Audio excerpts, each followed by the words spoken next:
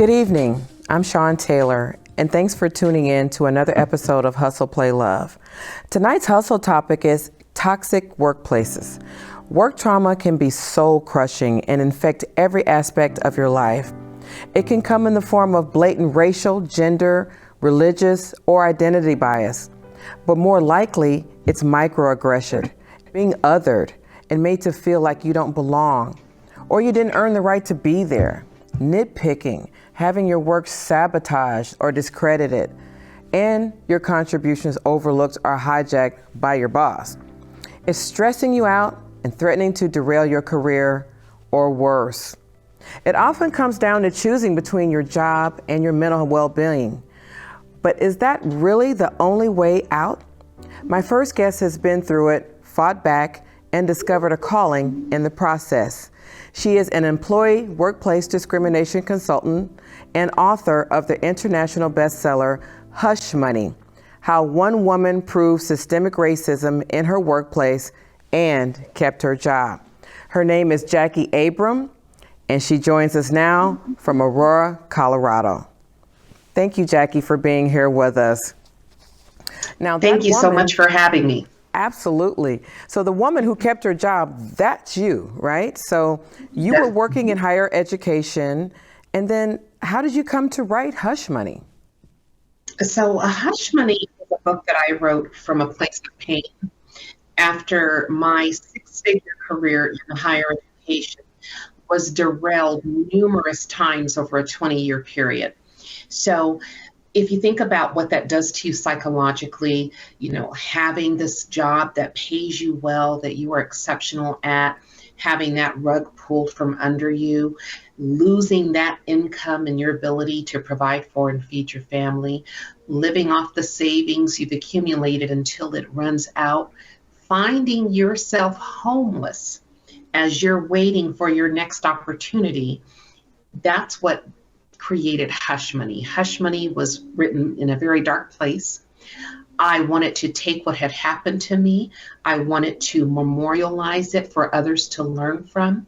But I wanted to provide our people, and quite frankly, anyone experiencing any type of discrimination, with a survival guide, a way to fight back. Because although my career was repeatedly derailed, and I left those organizations sometimes to save my sanity or because I was forced out, I always came back and I always fought back because I knew how to fight. I was exceptional at fighting back and getting that hush money. But when you leave, you're waiting for your next opportunity. It takes a while to get that hush money. And in between time, you've used up your savings and you find yourself homeless, and it damages you psychologically. So when you say hush money, it means you might have left the organization, but you didn't leave empty-handed. That's right. I walked away, but I never walked away from a single job empty-handed. I knew how to fight. And that's where Hush Money came from. I wanted to teach others what I knew about fighting back so they don't have to leave, find themselves homeless, and then go back. They can fight while they're still there. And you know what? I love the title. You had me at the title because it really dispels that prevailing wisdom that you're just supposed to grin and bear it, or if you don't like it, just leave empty-handed. And I know a lot of people get really bad advice on how to deal with these situations in the workplace. So, because it's never easy to prove discrimination. So did you actually have to sue? So let me just tell you my motto, okay? It's okay to walk away from a toxic environment, but I refuse to walk away empty-handed, because I had to learn the hard way. I could run from job to job to job, but the reality is I ran from this company over here because I was Black. And when I ran over here to this next company, guess what? I was still Black. And so the likelihood of me encountering the same thing over and over and over and over again was very high, okay? So, I fundamentally believe that It's okay to fight back, but there are ways to do it that unfortunately a lot of people don't know. That's why I offer a master class called How to Fight Discrimination in a Toxic Workplace, where you learn everything you need to know from A to Z about how to fight back in these toxic environments. You don't always have to go the route of suing a company. I don't like to go the route of having to sue a company for several reasons. Number one, it takes too long. Okay, It takes too long. Number two, you may win that award by proving the discrimination that you have endured. For example, there was a woman about a year or so ago who sued FedEx. You may remember her. She was awarded a $380 million award by the jury, who found evidence, substantial evidence, that she had experienced the vilest forms of racial discrimination, right? But they've appealed. And so if you think about the appeal process, every time you appeal, you're looking at least another year or so for a new court date. Right. So it's going to be years before you get to see that money, if it still sticks. Yeah, in the okay, if it's not meantime- overturned. Yeah, in the meantime, you may be homeless. Like you say, you might not be able to pay your bills if you have kids or in college. All of that kind of That's stops right. while you're trying to figure this out. So That's right. You were featured in a Forbes article when the book came out, and you said that the Great Resignation that was happening back in 2021 really shifted the power into the hands of employees. And then now we see DEI programs under attack. So is that still the case? Do employees still have the upper hand in these situations? So I would say that employees do still have the upper hand. If you notice, yes, the Great Resignation did start back then, but it hasn't stopped. You are still finding many melanated folks leaving corporate America, leaving those toxic jobs, and some are actually leaving the country. Okay, so they're looking elsewhere. They're actually leaving the country. Okay, I'm gonna have to do another show on that, Jacquie. Yes. Oh, I mean, it is amazing to me Yeah. how many Black women I have talked to in recent months who have left. I mean, Stephanie Perry, for example, she is an influencer on YouTube. She just did a video just within this week, said, how to break up with the USA. Okay. Oh, I'm gonna have to watch that. People, yes, I Send me mean, that she's link. just a powerhouse. I mean, I just Yeah. have so much love for her. But this is something that a lot of people are doing. They're going to other countries where they can stop surviving working while Black, but actually thrive. And then you have those like me who are not necessarily leaving the country, but they have left corporate America. And now they're doing what they need to do, that they enjoy, that they're passionate about, to teach others how they did it and inspire them to do the same. So, there are more options available now for people to, make decisions about whether or not they want to continue working in toxic environments. Yeah, but everybody doesn't really have that in them to make that switch. It can be harder. It may sound easy, on one hand, but for some people, they may say, I can't do that. I can't turn into someone else after having spent all this investment in college and career development. So what do you tell those folks? I tell those folks to sign up for my masterclass because the masterclass is designed for those that are still staying in corporate America, that can't just pick up and move to another country, that can't just pick up and, decide I'm going to be my own boss, I'm going to become an entrepreneur. These classes are designed to teach you how to fight back, how to protect your career, and if nothing else, if you're okay with leaving that career behind, how to protect your income. Because I'll tell you, when you fight back and you get those big 6-figure settlements, okay, companies frown upon that. Their insurance companies frown upon that. And so not only is the likelihood higher that they're going to deal with the toxic leaders that are causing this issue, so you've now made life for those that have stayed behind in this organization better by exposing what's happening. But then that settlement, that hush money that you get, that allows you to make some decisions about your life, whether it is to take a couple of years off from the corporate grind so that you can decompress, you can rejuvenate, you can heal, or whether it's taking that hush money and using it as seed money to now fund your entrepreneurship, fund your dreams of leaving the country. So it really creates opportunities that do not exist. When you walk away empty-handed, the only one you're hurting is you, because the people who ran you off from that toxic environment, they're clicking champagne glasses, they're laughing it up at you. Yeah. And in a lot of cases, your salary is now being split among the people who are now getting promoted and increases in salary, who inspired and to conspire, and they all work together to set you up and get you out of your position. You know, it makes me think a lot about Claudine Gay. She's been on my mind a lot with everything that's been happening, because this is a case where her institution supported her, but it was the vitriol from outside of the institution that led to our ouster. I don't know, what are you doing in that kind of situation? I got a feeling we haven't heard the last of Claudine Gay. My heart just absolutely broke into a million pieces when I read about and saw what happened to her. Unfortunately, derailing a Black woman's career, especially a Black woman in a position of power, influence, and authority, is not uncommon. And so that's the just heartbreaking part. It's not uncommon. This happens all of the time.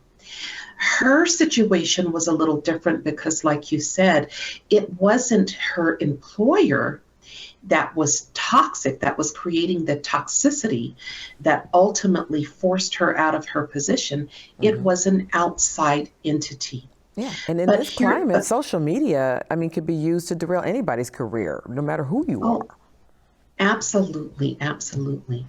And so while I don't know the terms, that she was able to put in place to walk away, my hope is that she didn't walk away empty-handed, because even though there were outside influences that drove her to this point, she still had some room to negotiate with her employer. Yeah, we can only hope that's the case. So where can we go to find out about your master classes? Tell us.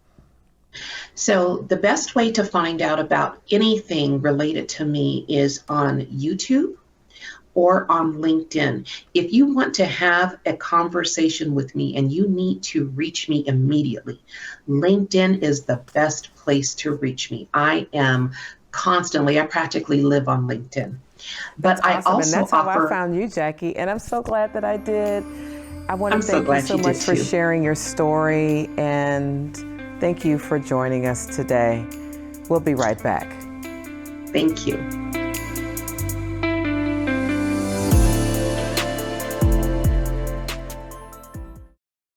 On the next Chicago Newsroom 2.0, we'll take another look at the continuing migrant crisis with reporter for the Austin Weekly News, Francia Garcia-Hernandez, and 3 Questions with host, Hugo Balta. I think the narrative needs to change quickly from a negative to a positive. Join the conversation Wednesday at 7 p.m. on CanTV Cable Channel 19, or stream live on cantv.org or on the new CanTV Plus app. Experience the power of community television.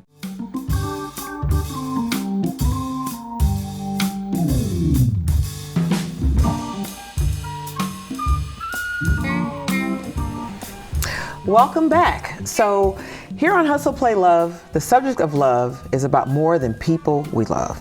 It's also the things and places that we love. And for me, one of those things I absolutely love is wine. And the moment I heard my next guest title, Wine Concierge, I knew what had been missing in my life. Will Hightower is director of Cuvee Concierge, a wine concierge group that prides itself on connecting clients with rare wines from around the world.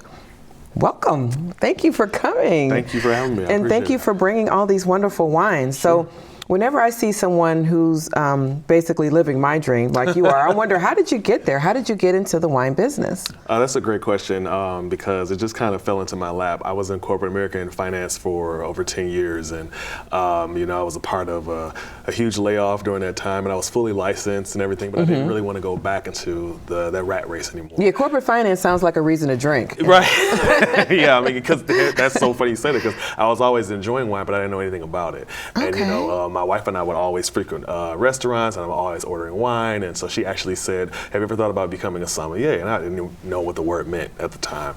And so in my downtime, I started to go to the library and study wine and YouTube videos about wine. And then I developed a huge passion for it.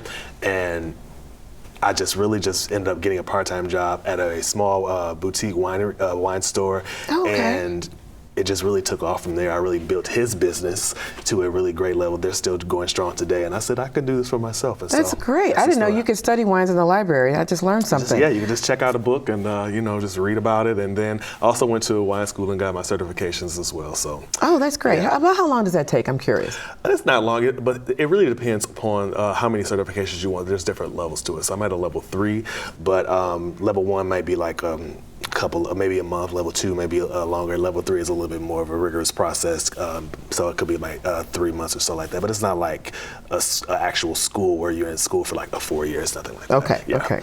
So you, Cuvee Concierge, can access rare wines from around the world, and that's where it really got me, because I love to travel. Great. And I don't always find the wines that I find abroad here, and I've even had wine shipped to me from overseas, which is a process. Yeah. So what about, has travel really kind of helped build up your palate as well for wine? Oh, absolutely. I feel like when I travel, especially if I travel abroad, they have a different level of passion for wine, especially in Italy. I think even when I go to Italy, I don't even tell people what I do because they just get so excited about wine and the world of wine, and they want you to care. They care so much that they want you to care. And so, or even when I'm at Paris, I feel like my business wouldn't survive in Paris because the wines that I'm promoting are like right downstairs from people's apartments, and so it's just so it's just like it's such an elevated experience abroad. But I will say, with my business, it really works because I'm partnering with not only the wineries but the distributors that can get those really cool wines, and so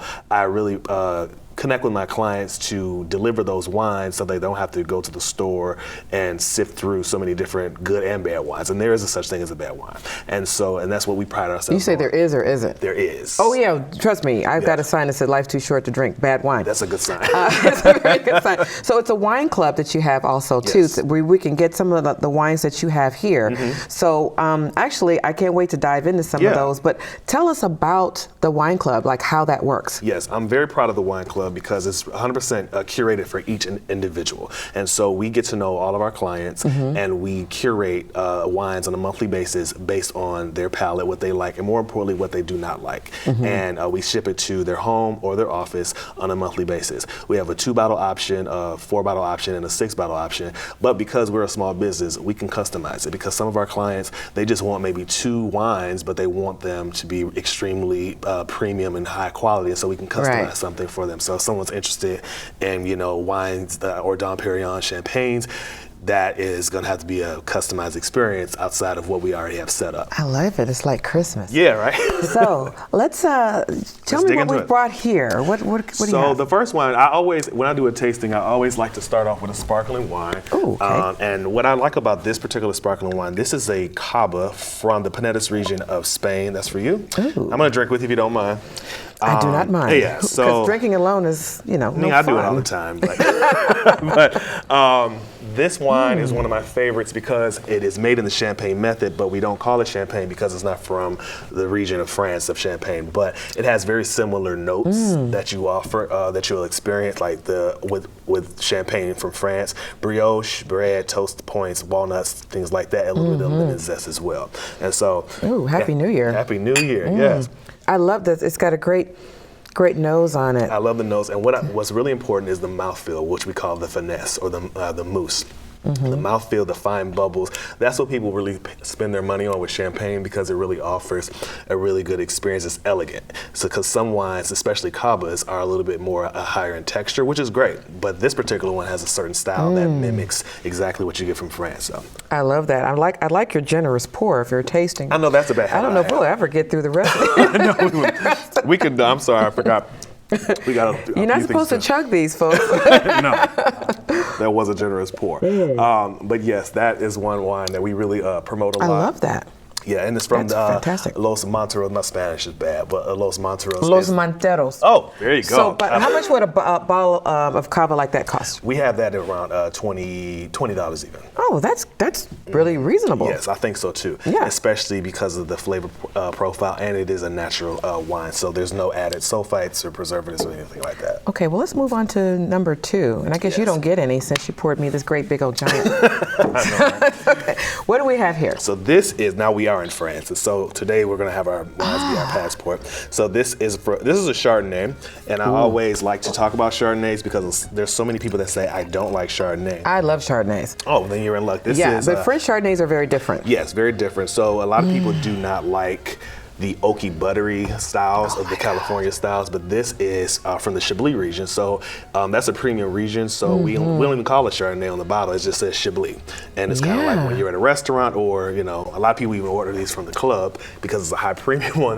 The Chablis speaks to certain styles of how you make the wine, certain appellations that is a little bit more premium in style. This is fantastic. And first of all, for people who hate Chardonnays because they're too oaky or minerally, I think they'd love this. Promote this like crazy, especially it's a great food wine. This is really huge for the holidays. It's really approachable, so it's gonna satisfy various palates because some Chardonnays are so specific in taste that some people don't like it, but this is right in an approachable I can't style. stop smelling it. I know, it's really so good. It's a beautiful perfume on it, or bouquet is what we call it. It's just really, really pretty. Like it has those floral notes, but it's also lemony as well, or lemon zest, excuse me.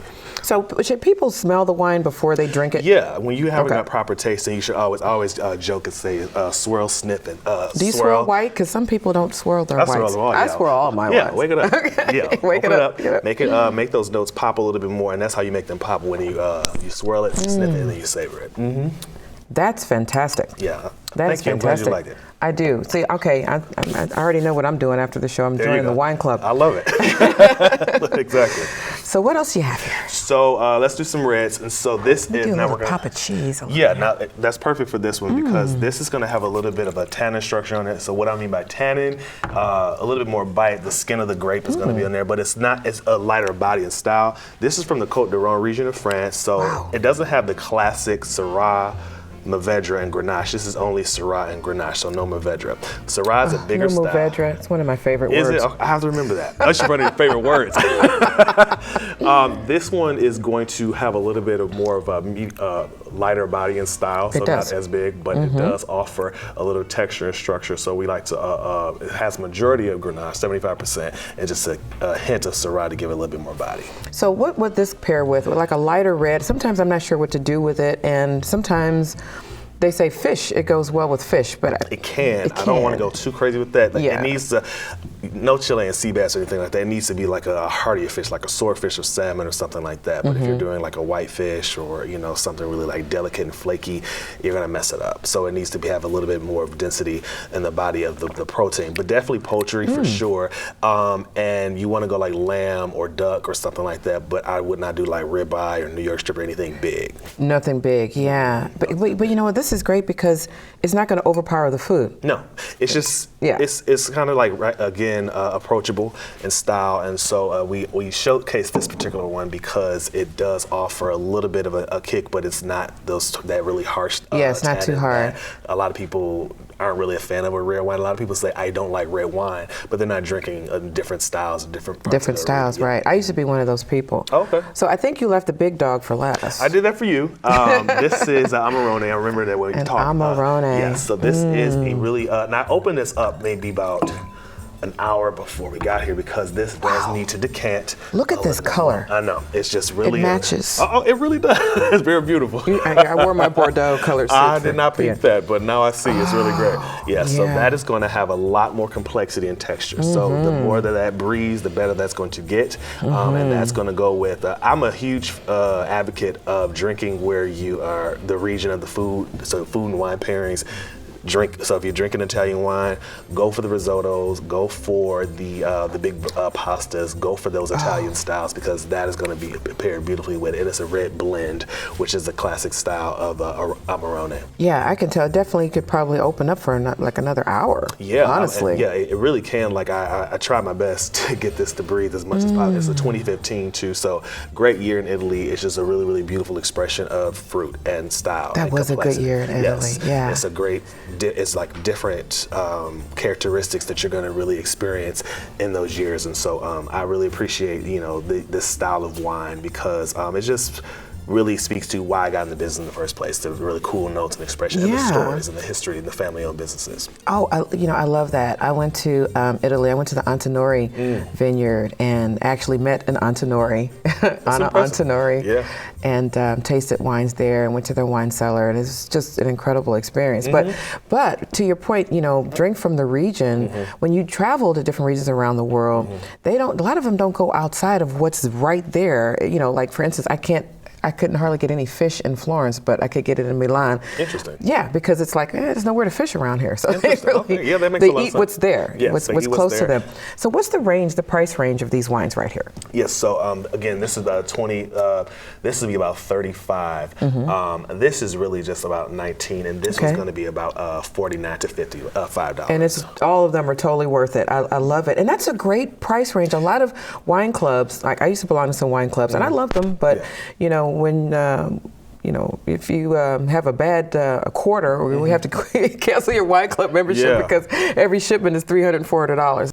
So, Will, tell us, where can we go to learn more?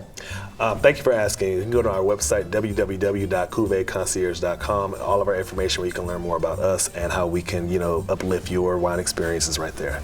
That's fantastic. Yes, Will, thank you. My new BFF, thank you for spending time with our viewers tonight. We're going to take another sip of this Chardonnay. Please do. And we're going to take a quick break. Stay with us.